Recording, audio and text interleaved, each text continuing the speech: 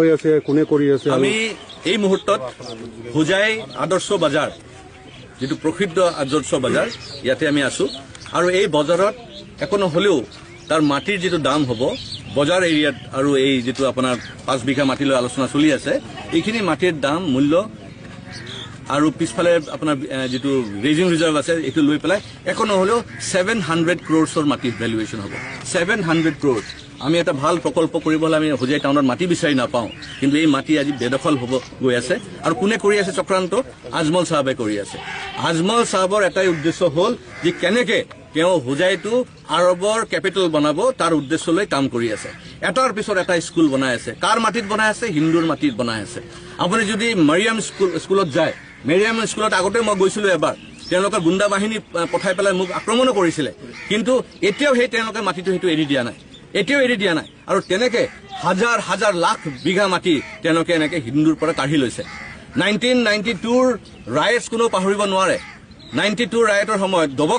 দবকা অঞ্চলত বহুত হিন্দুৰ মাটি শ বিঘা মাটি তেওঁলোকে কব্জা কৰি পেলাই তাতে আগৰ গছ লগাই দিলে কিবা কিবি লগাই দিলে এনেকে কৰি তেওঁলোকে লাখ বিঘা মাটি তেওঁলোকে কব্জা কৰি ৰাখিছে উদ্দেশ্য এটাই যে ইয়াতে তেওঁলোকে ল্যান্ড জিহাদ কৰি পেলাই কেনেকে মানে হোজাই চহৰটোক তেওঁলোকে আৰবৰ ক্যাপিটেল বনাব আৰু এডুকেশ্যনৰ মাধ্যমত তেওঁলোকে কেনেকে এডুকেশ্যন জিহাদ কৰিব তাৰো পৰিকল্পনা চলি আছে আপোনালোকে নাভাবিব যে সুপাৰ 40 আৰু সুপাৰ 80 আৰু সুপাৰ 90 মই আগন্তুক দিনক আপোনালোকে এনেকুৱা তথ্য দিম যে আপোনালোকে সকলোৱে জাঙৰ খাই উঠিব যে ইয়াত কি চলি আছে এডুকেশ্যনৰ নামত কি চলি আছে কি ধৰণে তেওঁলোকে এডমিশন লয় কি ধৰণে তেওঁলোকে কোৱেশ্চনিয়াৰ দিয়া হয় 700টা কোৱেশ্চন কৰা হয় এটা মানে ষ্টুডেণ্টক 700 কোৱেশ্চন ৰাখা হয় কিয় জানে নাই যে সেই কোৱেশ্চনটো যদি পাস কৰে তেতিয়া এডমিশন পাব আৰু সেই 700 কোৱেশ্চন কেতিয়াও কোনো হিন্দু ল'ৰা ছোৱালী পাস কৰিব নোৱাৰে এই এজেন্ডা লৈ তেওঁলোকে মানে এডুকেশ্যন জিহাদ চলাই আছে এই হোজাই অঞ্চলত উদ্দেশ্য এটাই যে ক্যাপিটেল অফ মানে সো কল্ড মানে আৰব ইয়াত বনাব বিচাৰি আছে পইচাটো কৰ পৰা আহে আৰবৰ পৰা আহি পেলাই তেওঁ হাম হস্পিটেল বনাই আছে আৰবৰ পৰা অহাৰ পিছত এডুকেশ্যন এষ্টাব্লিছমেণ্ট আৰু আমাৰ হিন্দু মানুহসকলে ভাবি আছে ৱাহ কিমান ভাল কাম কৰি আছে আপুনি যদি এতিয়া হাম হস্পিটেলত যায় হিন্দুসকলে ভালকে ট্ৰিটমেণ্ট নকৰে আৰু মই আচৰিত হৈ যাওঁ আমি ইয়াতে চিভিল হস্পিটেল বনাইছো যদি আমি চিভিল হস্পিটেলত যায় 80% মানুহ কিন্তু মুছলিম মানুহ আহি তাতে ট্ৰিটমেণ্ট লৈ আছে এই মুছলমান মানুহখিনি কিন্তু হাম হস্পিটেলত নাহে কিন্তু 80% হাম হস্পিটেলৰ যিসকল পেশেন্ট আছে তেওঁলোকে হিন্দু মানুহ হয় হিন্দু মানুহৰ পইচা দি পেলাই হাম হস্পিটেল চলি আছে আৰু চিভিল হস্পিটেলত বিনা পইচাত মুছলিম মানুহসকলে ট্ৰিটমেণ্ট কৰি আছে আমাৰ তাতে আপত্তি নাই আমি ৰাইজৰ কাৰণে বনাইছো এয়া হিন্দুৱে হওক মুছলমানে হওক তেওঁলোকে উপকৃত হ'ব লাগে কিন্তু এজেন্ডা যেটো আজমলৰ সেই কথাটো যদি আপোনালোকে ভালকে চাই তেতিয়া গম পাব যে আমি কিন্তু অসুৰক্ষিত হৈ গৈ আছো আগন্তুক 10 বছৰত হোজাইৰ কি অৱস্থা হ'ব আৰু ইতিমধ্যে আমি জানো যে অসমৰ বিভিন্ন ঠাইত ইভিকশন চলি আছে আৰু সেই ইভিকশন পিছত সেই মানুহখিনি ক'ত গৈ আছে সেই মানুহখিনি হোজাইত সোমাই আছে আপুনি বৰপুখুৰী অঞ্চলত যাওক আপুনি হোজাই জিলাৰ বিভিন্ন অঞ্চলত যাওক আপুনি হাজাৰ হাজাৰ সংখ্যাত নতুন মুছলমান মানুহ সোমাই আছে আপুনি যদি আজি হোজাইৰ পৰা যদি আমাৰ জুৰা পুখুৰী ৰাস্তাত যদি যায় তাতে নতুন গাঁও ডেভেলপ হৈ আছে আজমল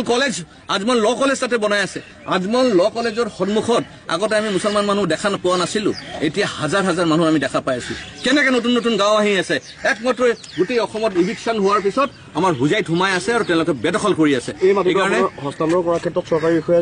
জড়িত আছে এতিয়া এই যেটো প্ৰাণজিৎ বৰা ডাঙৰীয়া যেটো এইখন মাটি বিচাৰি আছে সেইটো তেওঁলোকৰ হাতৰ পৰা গুছি গৈছিলে 38